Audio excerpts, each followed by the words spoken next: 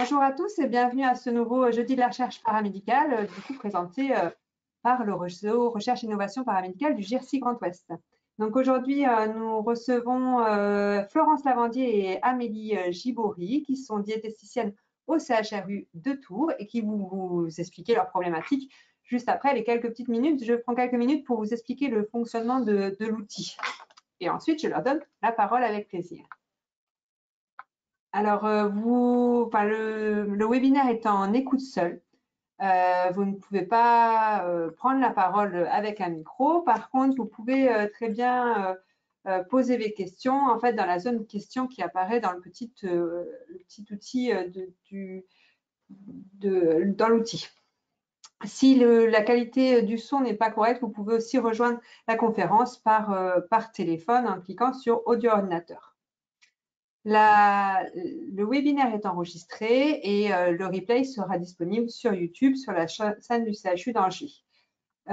Du coup, votre prise de parole, vos autorisations d'enregistrement. Vous avez toutes les informations sur l'enregistrement, les autorisations d'enregistrement qui sont disponibles dans les documents à distribuer. Voilà, c'en est tout pour moi. Je passe la parole à Florence et à Amélie dans une petite seconde. Vous avez la parole. Merci beaucoup. Merci. C'est bon au niveau du… C'est parfait. Bon. Alors, bonjour. Donc, on va commencer peut-être par se présenter. Donc, moi, je suis Florence Lavandier. Je suis la cadre du service diététique du CHRU de Tours. Et Amélie Gibory, diététicienne au CHU de Tours, au centre de mucoviscidose. Alors, on va vous présenter donc un projet, le projet Diapason, qui concerne donc la prise en charge des patients mucoviscidose sous trithérapie, dont on détaillera un peu plus tard donc lors de la présentation. Donc, on va vous parler dans un premier temps de la genèse du projet. Donc, ce projet de recherche concerne, donc, comme je viens de vous le dire, la prise en charge des patients mucoviscidose adultes au sein du Centre de ressources et de compétences en mucoviscidose, CRCM, adulte du CHRU de Tours. L'équipe donc de travail est une équipe pluridisciplinaire qui regroupe diététiciennes, pneumologues, médecins nutritionnistes, infirmières coordinatrices, masseurs kinésithérapeutes et éducateurs en activité physique adaptée. Ce CRCM donc a une file active de 99 patients, dont 77% des patients sont sous trithérapie, CAF-Trio, Cali-Déco. On vous expliquera un petit peu plus tard de quoi il s'agit. Pour vous remettre du coup en contexte, la mucoviscidose est une maladie héréditaire autosomique récessive qui est sur le chromosome 7, qui est non sexuelle, donc héréditaire des parents aux enfants. La mutation qui induit la mucoviscidose se trouve sur la protéine CFTR, sur le gène codant la protéine CFTR, qui est Cystic Fibrosis Transmembrane Regulator. Ce qui se passe du coup, c'est que cette protéine s'occupe du transport d'ions chlore et sodium au niveau des membranes cellulaires. Et il y a donc un problème du fait de la mutation qui entraîne une absence ou une inefficacité de la protéine. La mutation la plus connue, ou en tout cas la plus prépondérante, c'est la delta F508. Et donc, ce problème de transport d'ions entraîne un épaississement du mucus au niveau des bronches et du système digestif, notamment des sécrétions pancréatiques, et donc atteint ces deux parties. Associé à ça, on a donc une augmentation du risque de la dénutrition.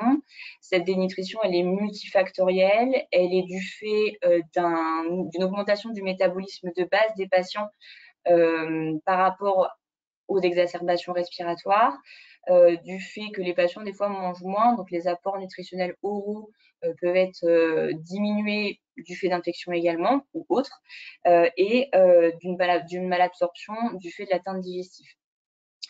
on sait du coup que la réduction de la masse maigre est cause et conséquence de la diminution de la fonction respiratoire.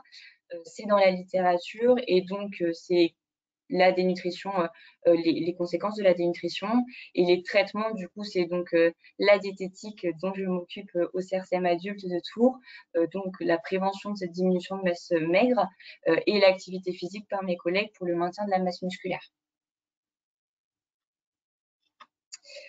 La nouvelle thérapie dont vous parlez, Florence, au départ, est donc l'Elexacaftor, Tezacaftor, Ivacaftor. Ce doux nom est en fait le Kaftrio plus Kalydeco, qui est donc une molécule qui va directement traiter la cause du problème, c'est-à-dire restaurer la fonction de la protéine CFTR en augmentant le nombre de protéines CFTR et en potentialisant son action, donc augmenter son efficacité et donc de ce fait on a une amélioration de la fonction respiratoire et du statut nutritionnel via un gain pondéral qui a été montré par une augmentation de l'indice de masse corporelle d'un 47 kg par mètre carré par an, comme nous montre du coup l'étude de Middleton qu'on vous a mis ci-dessous. Donc, on observe donc un gain pondéral qui peut être relativement important. En moyenne, on observe du coup une prise de 5 kg, mais qui peut aller jusqu'à 10 kg. Donc, on a des disparités quand même importantes en fonction des patients. Et surtout, ce gain pondéral est à ce jour non contrôlé. Donc, on a à cœur effectivement de s'intéresser à cette problématique. D'autant que chez les patients atteints de mucoviscidose ayant un poids normal, l'excès de masse grasse, donc là il y a des études qui montrent que l'excès de masse grasse est inversement proportionnel à la fonction respiratoire et par ailleurs que la réduction de masse maigre est associée à une diminution de la fonction respiratoire. Donc ça, ce sont les études que vous avez identifiées en dessous qui, si vous êtes intéressé, vous pouvez aller voir ces publications. Par contre, on n'a pas à ce jour trouvé de publication concernant l'impact de cette trithérapie, donc Kaftrio Kalydeco, sur la variation de la composition corporelle, à savoir notamment le taux de masse maigre et le taux de masse grasse. Donc, en résumé, les patients vont prendre du poids, mais du coup, ça a été étudié, ça a été observé, donc, par contre, on ne sait pas sous quelle forme il va y avoir cette prise pondérale.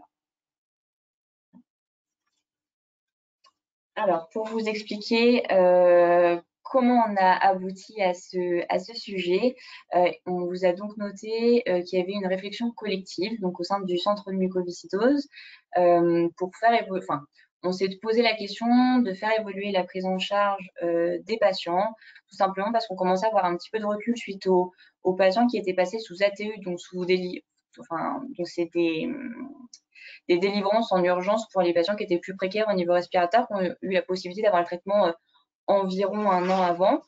Et donc, on a remarqué donc cette prise de poids et donc, du coup, ça ne collait pas forcément avec les pratiques que nous avions sur le terrain. Donc, on s'est demandé donc s'il fallait faire évoluer cette prise en charge vu qu'il n'y avait pas de nouvelles recommandations. L'objectif de cette réflexion a été comment contrôler la prise pondérale des patients et donc la composition corporelle, comme disait Florence, qui inclut du coup la masse maigre et la masse grasse.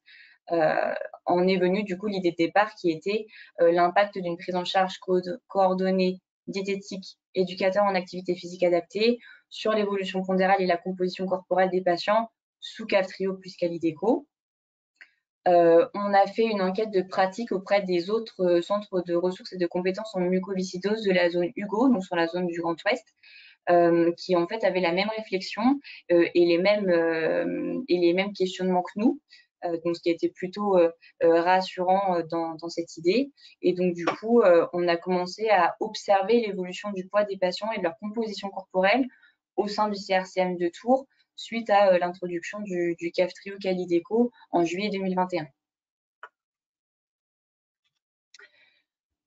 Du coup, on a poursuivi donc la rédaction du projet de recherche, et donc on est arrivé à une hypothèse qui repose sur, comme on vient un peu de vous le dire, comment un programme structuré diététique activité physique adaptée, donc le projet s'appelle le projet Diapason, permettrait d'augmenter la masse maigre chez un patient adulte atteint de mucoviscidose.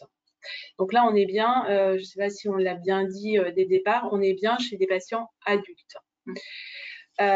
Donc, il s'agit d'un essai contrôlé, randomisé, multicentrique, en ouvert et en 2 groupes parallèles, puisque du coup, en multicentrique, on va associer les CRCM de la zone Hugo.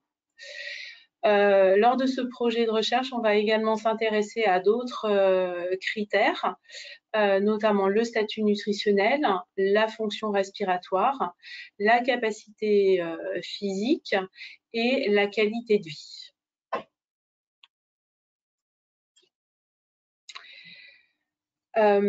Concernant l'évaluation de la faisabilité et la pertinence de ce projet, donc, comme on l'a dit tout à l'heure, il s'agit effectivement, l'autorisation de mise sur le marché a été assez récente en France, depuis fin juin ou juillet 2021.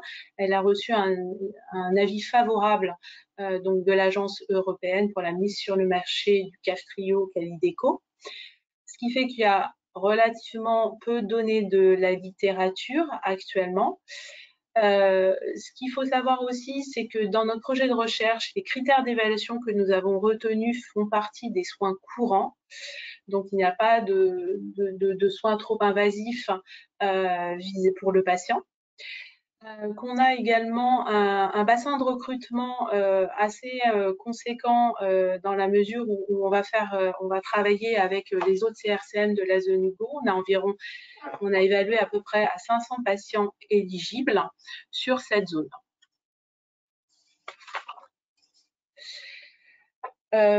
Pour poursuivre, on a également l'obligation, ou en tout cas la nécessité, de devoir faire évoluer notre prise en charge nutritionnelle, notamment, et effectivement d'activité physique, par rapport à ces patients, puisqu'on a affaire à des patients qui, toute leur vie, ont été plutôt en poids faible, pour la plupart, à qui effectivement on a plutôt donné des conseils d'enrichissement dans l'objectif de prendre du poids, parce que les patients atteints de mucoviscidose ont des besoins qui sont augmentés par rapport à la population du même âge non malade.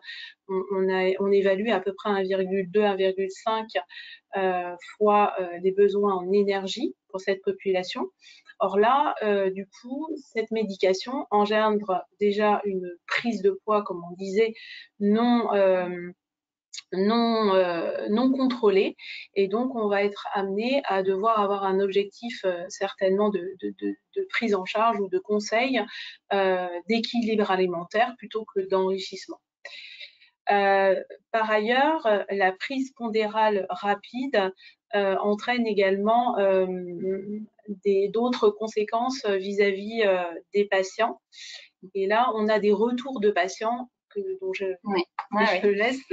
Et donc, on a pu effectivement constater en consultation que on avait une diminution de l'image de soi, une baisse de l'image de soi, notamment chez les femmes, car leur normalité n'est pas forcément la même que les autres personnes non malades, puisqu'on est sur des IMC qui étaient effectivement assez faibles, et que la masse grasse, comme on le sait tous, ne se met pas forcément au bon endroit. Et donc, c'est vrai qu'on a des patientes qui ont pris au niveau abdominal et qui souffrent en fait de ça, même au niveau psychologique.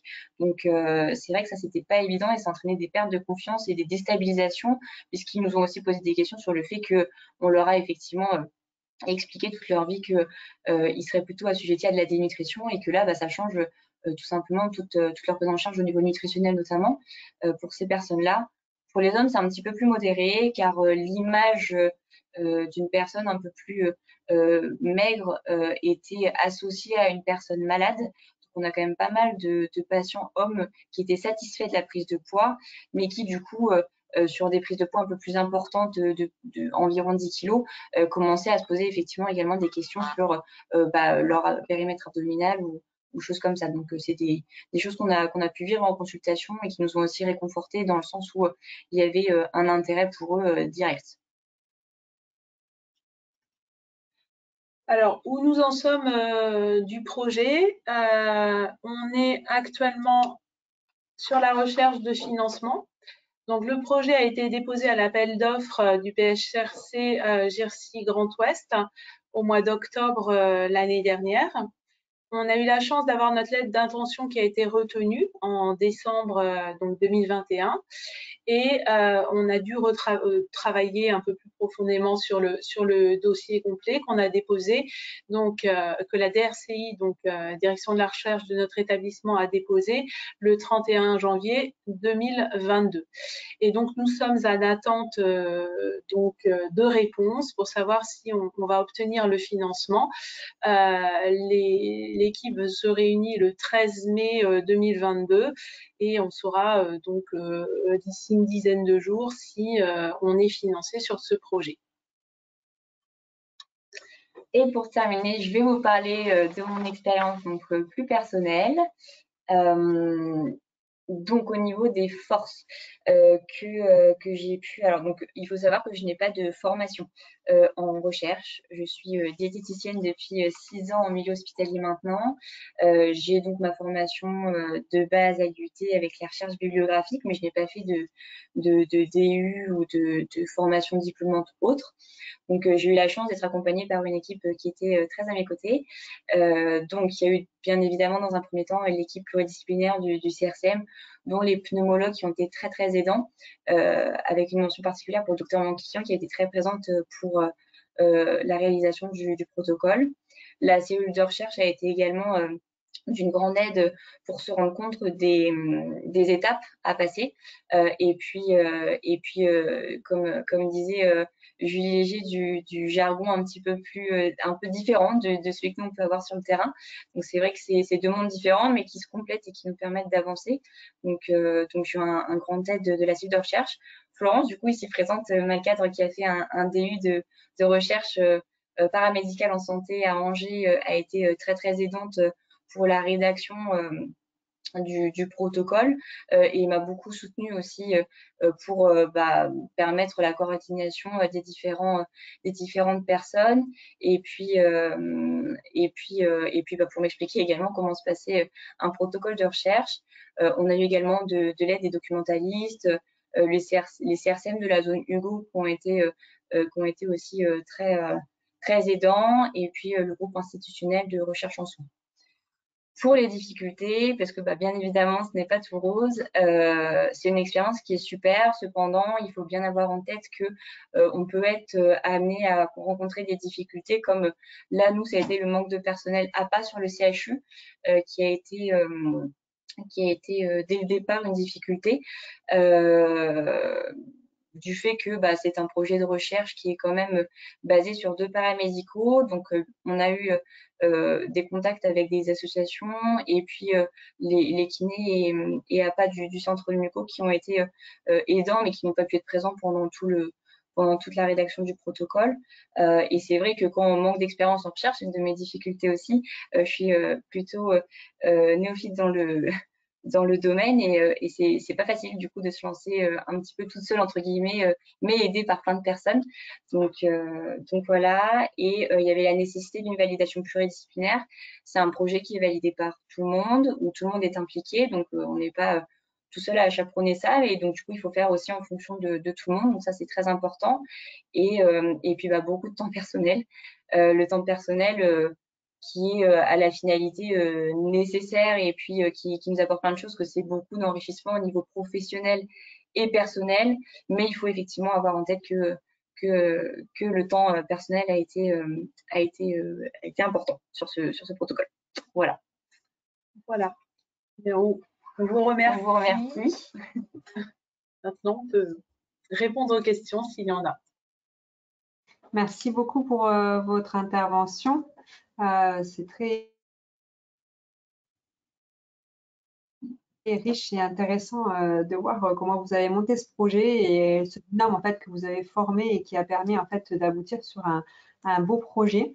Je vous laisse quelques petites minutes en fait pour les questions. Je vois qu'il y a déjà quelques questions en fait voilà, qui arrivent. Juste, j'avais moi une petite question par rapport à la pluridisciplinarité. Est-ce que, et aux différentes expertises du projet, est-ce que vous avez eu recours à des réseaux d'investigateurs ou réseaux de soins extérieurs à l'établissement sur Hugo, il y a par exemple Hugo Nut qui va faire un peu de nutrition. Est-ce que ça a pu être une aide pour vous? Enfin, est-ce que vous avez essayé de les solliciter ou pas du tout? Est-ce que vous avez eu des réseaux comme ça d'aide? Non. Non, on a sollicité en fait, on a parlé un petit peu de l'enquête de pratique auprès des autres CRCM et ça a été très riche aussi ça a permis déjà aussi d'avoir des contacts. On n'avait pas forcément, on les avait pas forcément tous. Donc, et puis aussi de voir que chacun se posait la même question au même moment. Et ça, c'est vrai que ça a été assez riche et ça nous a permis aussi d'avancer dans notre cheminement pour rédiger le projet. C'est très bien. Il y a peut-être des échanges d'expérience entre diètes où il n'y a pas trop de diètes qui ont fait de la recherche. Peut-être que vous serez précurseur en fait pour inciter vos collègues à faire d'autres recherches ou il y avait d'autres collègues qui avaient déjà fait de la recherche? Alors, j'ai eu quelques collègues au téléphone suite à la proposition justement au niveau de la zone Hugo. Elles étaient toutes très intéressées et toutes bienveillantes. Après, il y en a, enfin, aucune d'entre elles ne m'a parlé effectivement d'avoir un pied dans le domaine et du coup de pouvoir être aidante au niveau tout du moins du côté vraiment protocolé des PHRC comme ça. C'est vrai que c'est le début et Oui. voilà, vous serez après la référente peut-être pour les prochains projets. Ça me permet de rebondir en fait sur, là vous finissez sur le PHRC et ça me permet de rebondir sur une question d'Angélique Campion qui est sur le CHU d'Angers et du coup qui rebondit sur une note que j'avais notée aussi. Alors elle dit bonjour, bravo pour ce projet. C'est un PHRC ou un PHRIP? Alors, c'est un PHRC, c'est un PHRIP, excusez-moi. C'est bien un PHRIP. Il a été déposé, en fait, c'est un PHRC? Oui, tu as dit le contraire, mais c'est pas grave. Il a été déposé sur un PHRC, mais c'est une diététicienne, en fait, qui le mène.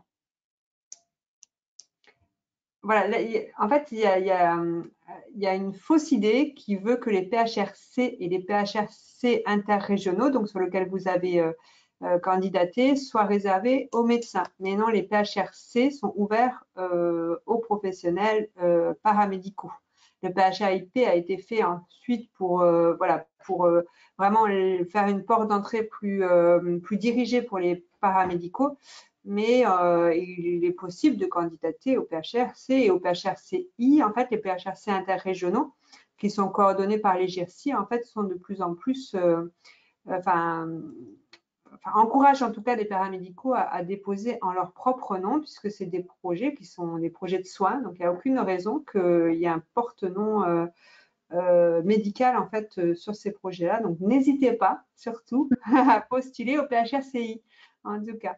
Et vous avez aussi le GIRSI, on en parlait tout à l'heure. Du coup, le GIRSI propose aussi un appel d'offres qu'ils appellent RPM, qui là est dédié aux projets de recherche paramédicaux de l'interrégion Grand Ouest.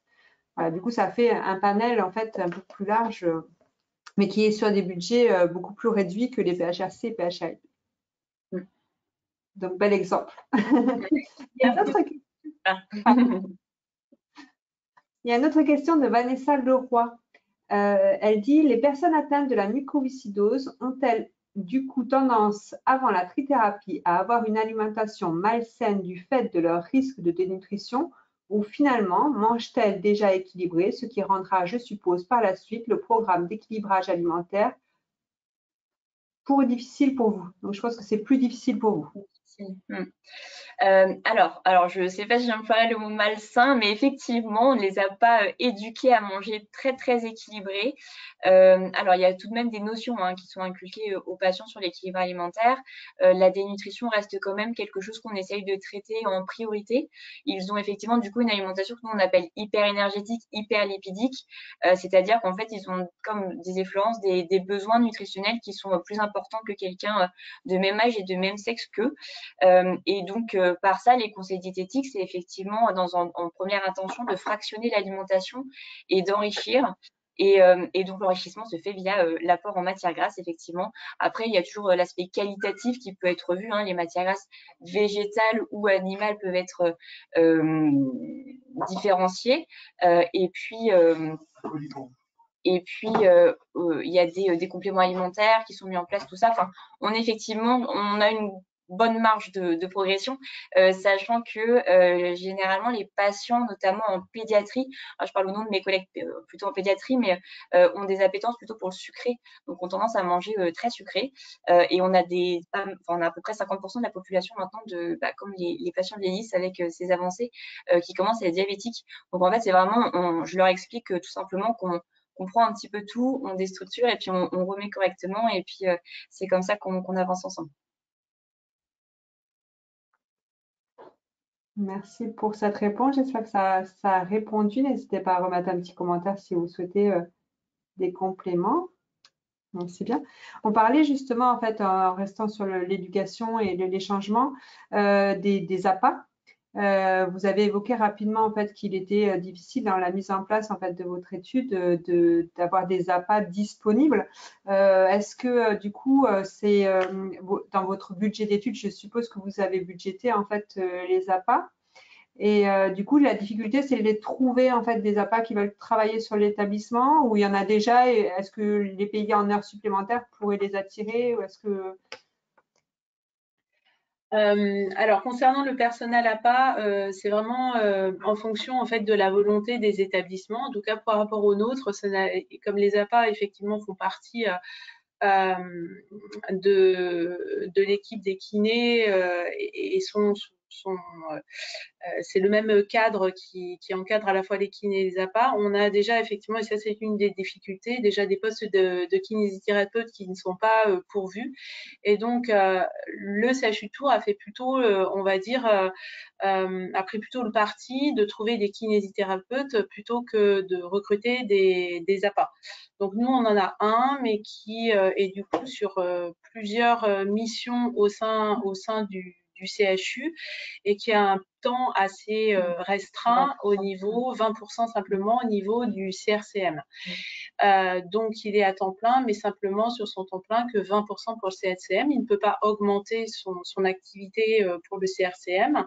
Et le souhait du CHU n'est pas forcément de recruter des APA, mais plutôt de recruter d'autres kinés. Donc au départ, on s'était dit peut-être qu'on peut effectivement impliquer à ce moment-là plutôt un kiné plutôt qu'un APA. La problématique est la même que dans les autres établissements, c'est-à-dire qu'on est plutôt sur des équipes qui sont sous-effectifs et donc c'était pas pour le moment envisageable. Donc nous, on s'est tourné plus vers comme l'a dit Amélie tout à l'heure, plus vers des associations extérieures pour essayer de trouver la compétence. La problématique repose plus sur le coût financier qui est beaucoup plus important que si on avait une compétence en interne. Voilà. Donc, mais c'est pas forcément. Là, c'est vraiment un choix de l'hôpital de Tours de s'orienter de cette façon-là. Je sais qu'il y a d'autres établissements pour lesquels le temps APA est un peu plus conséquent, notamment sur la zone Hugo. Il y a d'autres CRCM qui ont plus de temps APA. Et pour juste préciser, du coup, avec la cellule de recherche, il y a donc eu effectivement des budgets préparés avec l'aide précieuse de Christelle Meunier. Et du coup, tout a été budgété pour les consultations, les temps personnels, tout ça.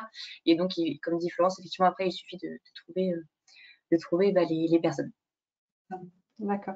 Je me permets de rebondir là-dessus parce que c'est une problématique en fait qui est de plus en plus régulière chez les kinés également. Et effectivement, les APA avec le nombre de projets de recherche qui progressent sur les APA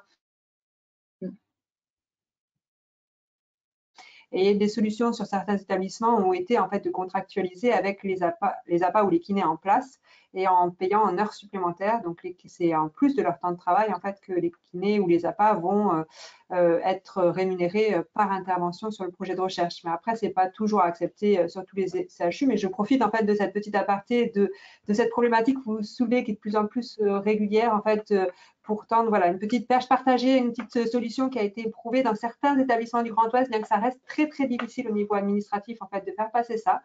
Mais certains y arrivent, donc ça peut être une porte, une ouverture pour une solution peut-être envisageable. Il y a une autre question de Maud Lebruman. Excusez-moi si je prononce mal. Pensez-vous aborder une modification de la posologie des enzymes pancréatiques et du sel dans votre étude? Alors, sur les posologies, je ne vais pas me risquer. On n'en est pas non plus au stade de vouloir émettre des recommandations nutritionnelles avec ce protocole. On essaie juste d'avoir en tout cas des outils pour. Après, effectivement, sur les patients que nous avons au CRCM, alors au niveau digestif, il y a eu quelques améliorations, mais c'est franchement pas la majorité des patients. Donc, on n'a pas changé les posologies au niveau des extraits pancréatiques. Cependant, pour l'hydratation et le sel, on a tendance à se dire qu'effectivement, le risque de déshydratation est moindre, notamment depuis que les patients font des tests de sueur de contrôle. Et en fait, sachant que la population est vieillissante, du coup, comme je le disais, il me semble, si je ne dis pas de bêtises, que maintenant la moyenne d'âge est de 45 ans. On arrive, comme tout à chacun, sur des problématiques qui peuvent être au niveau cardiaque, et le fait d'avoir une alimentation hyper sodée peut entraîner du coup un facteur de risque pour ces problèmes cardiaques. Et donc, on va tendre effectivement à une alimentation plus normo-sodée, mais on reste toujours un petit peu enfin, on marche sur des œufs tant que des recommandations scientifiques ne sont pas sorties. D'accord, merci. J'ai une autre question d'Angélique Campion. Quel état de temps avez-vous prévu entre l'évaluation initiale et finale des masses musculaires et grasses des patients? Des masses musculaires et des masses grasses, j'imagine, des patients. Alors, ça, pour l'instant, on ne préfère pas trop rentrer dans le détail du projet tant qu'il n'est pas accepté et pas financé. Pour autant, on peut éventuellement, si vous souhaitez qu'on parle un petit peu plus précisément, vous pouvez nous appeler et on pourra vous donner quelques précisions. Mais pour le moment, on n'est volontairement pas rentré en fait dans le détail du programme. Voilà, c'est toujours un petit peu délicat en fait. Enfin, là, la vidéo est enregistrée, disponible à tout un chacun, donc c'est tout à fait compréhensible en fait que voilà, il y a des éléments en fait qu'on garde un petit peu confidentiels avant de la mise en place du projet. Donc voilà, on peut se recontacter si vous n'avez pas le contact de Florence ou d'Amélie, n'hésitez pas à m'envoyer un mail et je vous mettrai en lien si vous voulez rentrer plus dans les détails du projet à ce point de vue-là, sur les critères et de jugement. Parce qu'effectivement, ça peut permettre de faire le rapprochement avec des études personnelles. Voilà, il n'y a pas d'autres questions. On laisse quelques minutes si vous souhaitez avoir d'autres, s'il y a d'autres questions ou si vous avez des remarques ou vous souhaitez aborder autre chose, Florence et Amélie, n'hésitez pas. C'était bon. Merci beaucoup en tout cas pour la présentation. Oui, merci. C'est juste… Ah, vas-y. Non. Non, je disais juste un petit mot par rapport au DU recherche en soins sur Angers qui m'a vraiment énormément aidée et sur lequel je remercie d'ailleurs Émilie puisque elle m'a coachée sur ce DU et voilà, c'était un petit clin d'œil mais en tout cas c'est vraiment une formation qui est très très enrichissante.